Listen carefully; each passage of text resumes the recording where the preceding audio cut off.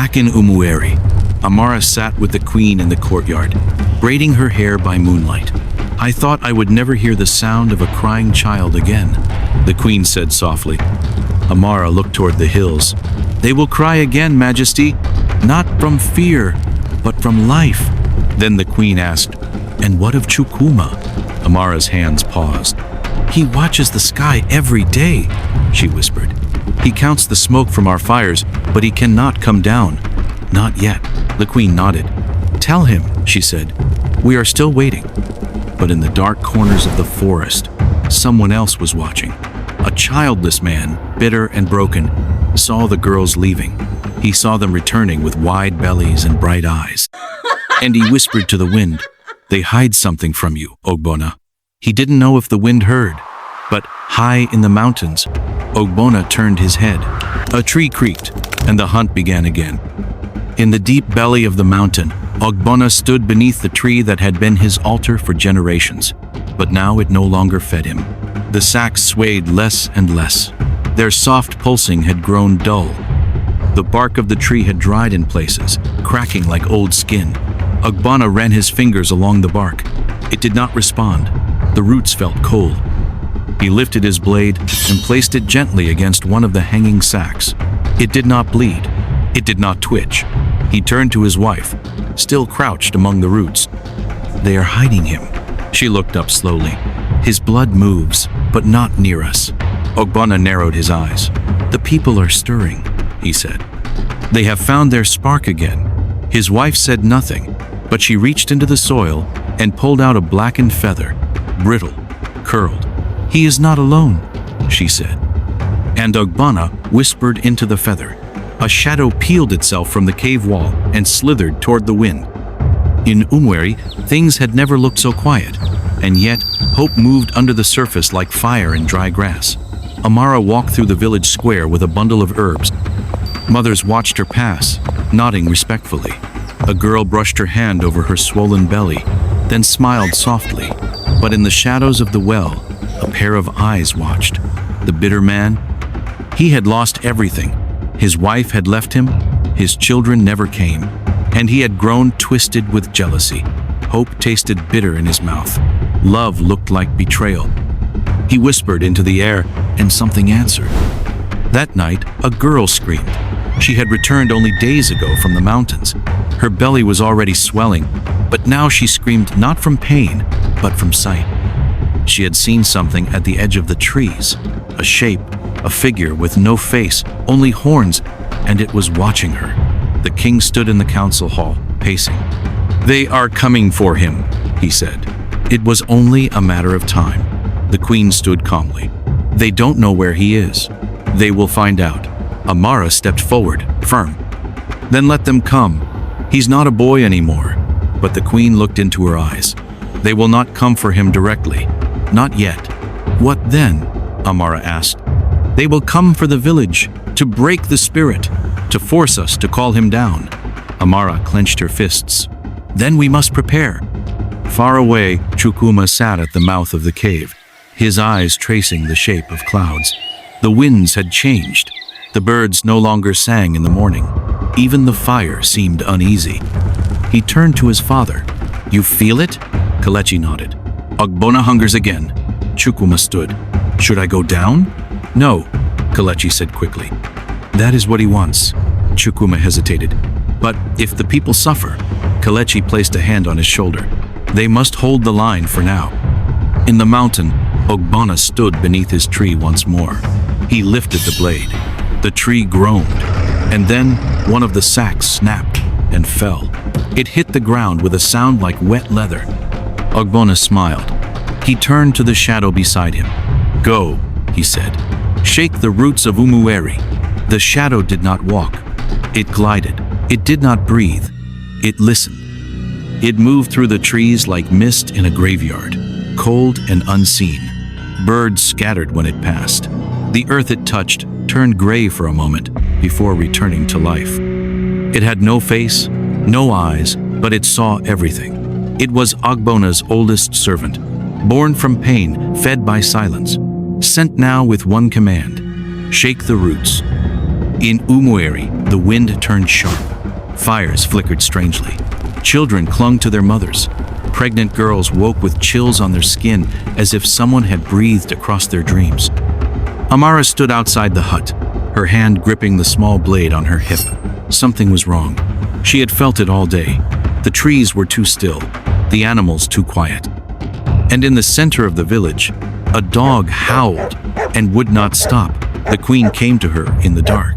"Amara," she said softly. "It's here, isn't it?" Amara nodded. "I feel it." That night, in a hut near the edge of the village, the bitter man, the one who had whispered to the wind, woke from his sleep. Something stood at the foot of his bed. He couldn't see it clearly, but he could feel it pressing down on his chest like a boulder made of ash. It did not speak, but the message was clear. Tell me what you know." The man trembled. He pointed toward the east, toward the hills, toward the mountain, toward Chukuma.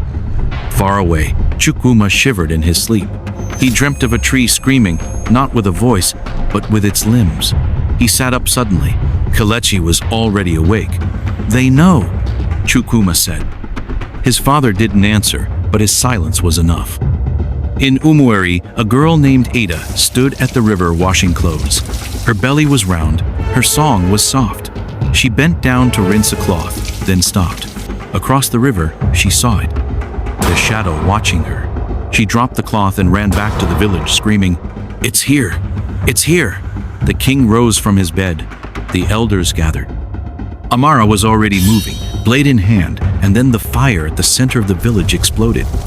The wind blew inward toward the flame, then out again like a breath, and the tree of remembrance, far away on the mountain, groaned. Ogbonna stood under the tree, eyes closed, hands stretched out. "They know fear again," he whispered. His wife watched him. "The old ways are trembling." Ogbonna opened his eyes. "They forget," he raised his blade. "I will make them remember." The fire started with no spark. No hand lit it. No torch fell.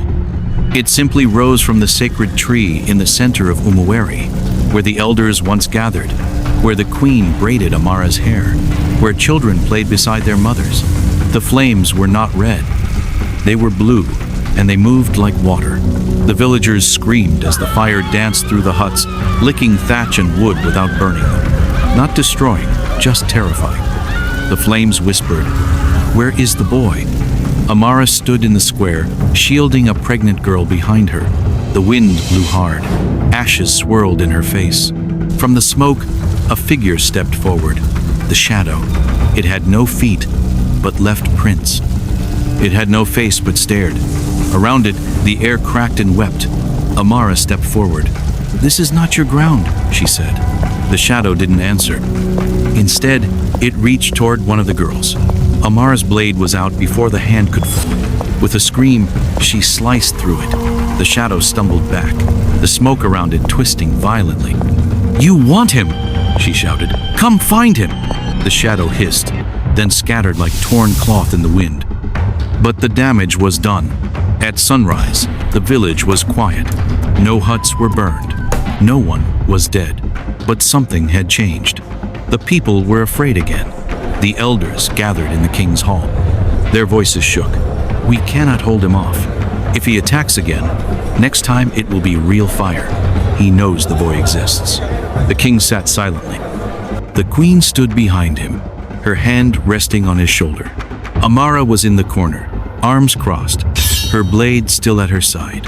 At last, the king spoke. "Call for him." The elders gasped. "No, it's too soon. We'll lead him straight to Ogbonna." But the king's voice cut through the fear. "We wait no more. The people are afraid. The seed is threatened." He turned to Amara. "Send word to Chukuma. Let him decide." Far in the mountains, Chukuma stood at the ridge, watching the strange birds flying low over Umueri. He felt it before he heard it. Ash in the air, fear in the ground. Then, a hawk circled above.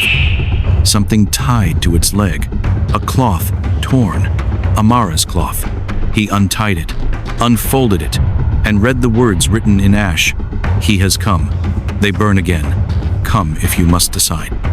Chukuma stood still for a long time. Then he turned to his father. Kelechi saw the fire in his son's eyes. "No," he said quietly. "Not yet." But Chukwuma shook his head. "If not now, when?" The mountain was quiet that morning. No wind, no birds. Even the trees seemed to hold their breath as Chukwuma stood at the cliff's edge, staring down at Umueri far below. His village, his blood, his beginning.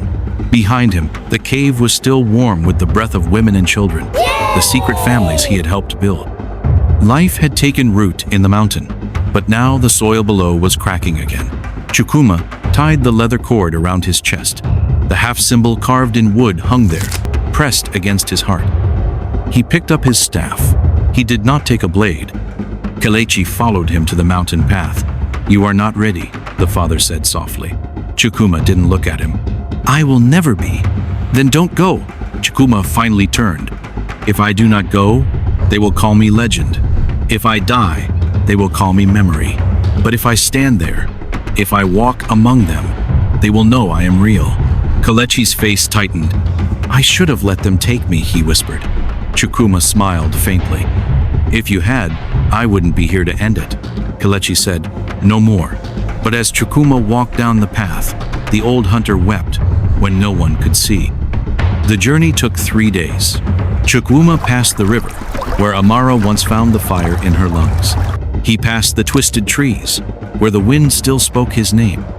He passed the stone that marked where the first child screamed as the curse fell. He walked with bare feet. He walked with no fear. At the edge of Umweri, a boy saw him first. The child stood behind a hut, playing with a wooden drum. He dropped it when he saw the figure walking out of the trees. Tall, skin dark like the soil, chest bare, a symbol shining against his heart. "Who is that?" the child asked. The mothers turned. The old men stood. A breath swept across the village. And the king stepped out of his hut. He stared at the figure walking toward him. Amara ran forward, heart racing, eyes wide with joy and dread all tangled into one. "Chukwuma."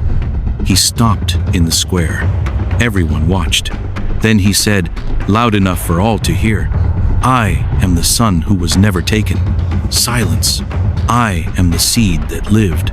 The queen covered her mouth. The king lowered to one knee.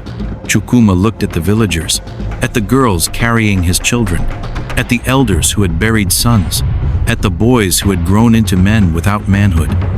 "I am not your savior," he said. "I am your mirror. I am your blood." And then he knelt. Amara stood behind him, placing her hand on his shoulder. The fire that Ogbona had started in fear was now burning with hope. Why did the baby's hand bear the mark of a godand? What does it mean?